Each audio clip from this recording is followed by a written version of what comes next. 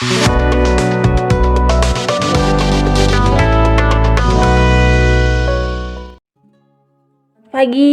shalom untuk kita semua. Semoga Bapak Ibu, saudara-saudara tetap dalam keadaan sehat dan bersyukur atas kebaikan Tuhan hari ini.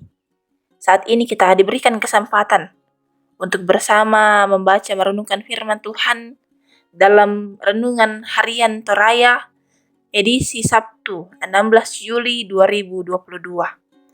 Sebelum kita mendengarkan firman Tuhan, mari kita berdoa. Bapa kekasih jiwa kami, saat ini Tuhan kami akan membaca merenungkan firman-Mu. Kuasai kami dengan kuasa Roh Kudus-Mu, sehingga kami pun boleh mampu memahami, mengerti, bahkan melakukannya dalam kehidupan kami hari lepas hari. Berfirman-Lah ya Tuhan, kami siap untuk mendengar. Dalam Kristus kami berdoa. Amin. Pembacaan kita hari ini terdapat dalam Injil Lukas, pasalnya yang ke-8, ayat yang ke-4 sampai ayatnya yang ke-15. Injil Lukas pasal yang ke-8, ayat yang ke-4 sampai ayatnya yang ke-15. Perumpamaan tentang seorang penabur. Ketika orang banyak berbondong-bondong datang, yaitu orang-orang yang dari kota ke kota menggabungkan diri kepada Yesus, berkatalah ia dalam suatu perumpamaan. Ada seorang penabur keluar untuk menaburkan benihnya. Pada waktu ia menabur, sebagian benih itu jatuh di pinggir jalan, lalu diinjak orang dan burung-burung di udara memakannya sampai habis. Sebagian jatuh di tanah yang berbatu-batu, dan setelah tumbuh, ia menjadi kering karena tidak mendapat air. Sebagian lagi jatuh di tengah semak duri, dan semak itu tumbuh bersama-sama dan menghimpitnya sampai mati. Dan sebagian jatuh di tanah yang baik, dan setelah tumbuh berbuah 100 kali lipat. Setelah berkata demikian, Yesus berseru, "Siapa mempunyai telinga untuk mendengar, hendaklah ia mendengar."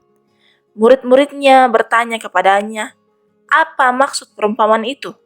Lalu ia menjawab, "Kepadamu diberi karunia untuk mengetahui rahasia kerajaan Allah, tetapi kepada orang-orang lain hal itu diberitakan dalam perumpamaan, supaya sekalipun memandang, mereka tidak melihat, dan sekalipun mendengar, mereka tidak mengerti." Inilah arti perumpamaan itu. Benih itu ialah firman Allah. Yang jatuh di pinggir jalan itu ialah orang yang telah mendengarnya. Kemudian datanglah iblis lalu mengambil firman itu dari dalam hati mereka, supaya mereka jangan percaya dan diselamatkan. Yang jatuh di tanah yang berbatu-batu, itu ialah orang yang setelah mendengar firman itu, menerimanya dengan gembira. Tetapi mereka itu tidak berakar. Mereka percaya sebentar saja, dan dalam masa pencobaan mereka murtad. Yang jatuh dalam semak duri ialah orang yang telah mendengar firman itu, dan dalam pertumbuhan selanjutnya, mereka terhimpit oleh kekhawatiran dan kekayaan dan kenikmatan hidup, sehingga mereka tidak menghasilkan buah yang matang. Yang jatuh di tanah yang baik itu ialah orang yang setelah mendengar firman itu, menyimpannya dan hati yang baik dan mengeluarkan buah dalam ketekunan. Amin firman Tuhan. Satu tema berdasarkan renungan harian Toraya edisi Sabtu 16 Juli 2022 ialah, kalau punya telinga, dengarlah. Minda-minda tu kita linga na mak perangi. Bapak Ibu jemaat Tuhan, masa pandemi 2 tahun kemarin banyak orang menghabiskan waktunya di rumah untuk berkebun, untuk menanam sayuran, bahkan menanam bunga. Dan bila diamati, pertumbuhan dan hasilnya itu pun berbeda-beda.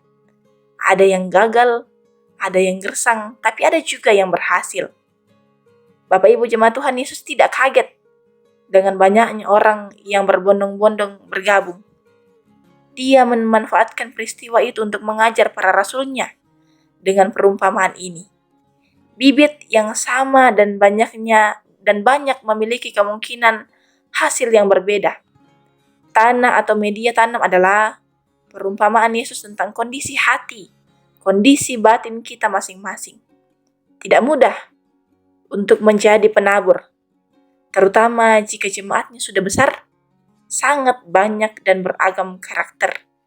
Ini tantangan bagi para pelayan atau pewarta masa kini. Bapak, Ibu, saudara-saudari, Yesus mengajar kita dengan mengumpamakan kondisi rohani manusia dalam 3 jenis tanah. Tanah yang berbatu, tanah bersemak, dan juga tanah yang baik.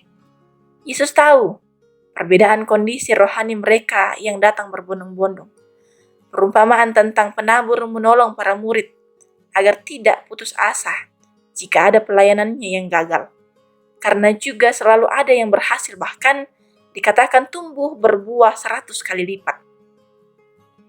Perumpamaan benih dan penabur ini juga menolong kita pada masa kini untuk memeriksa hati masing-masing dan memperhatikan tanggapan kita terhadap firman. Mari hari ini kita diajak, kita merenungkan, bahkan mendengar firman itu belum cukup.